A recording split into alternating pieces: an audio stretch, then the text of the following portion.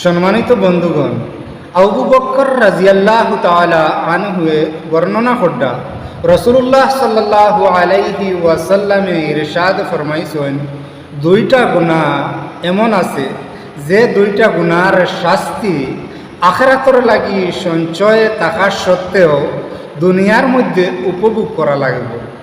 একটা হইয়া থাকলো জুলুম করা, অন্যায় করা, অত্যাচার করা। আরেকটা হইয়া থাকলো নিকট আত্মীয়র লগে সম্পর্ক বিচ্ছিন্ন করিয়া রাখা। নিকট আত্মীয় হইতে নিজের মা বাপ, ভাই বোন, হর হরি, বিবি বাচ্চা এরাও বোঝায়। মহতরম দোস্ত আর বুজুর্গ, মিশকাত শরীফের এক রিবায়তের মধ্যে আইছে, আল্লাহ তবারক ওয়া তাআলা চাইলে প্রত্যেকে গুনাহ মাফ করিয়া দিতে পারেন, এ কথাত কোনো সন্দেহ নাই। কিন্তু যে তার মা বাপর লগে না ফরমানি করি লাইছে, হে মরার আগে দুনিয়াত শাস্তি উপভোগ করা লাগব।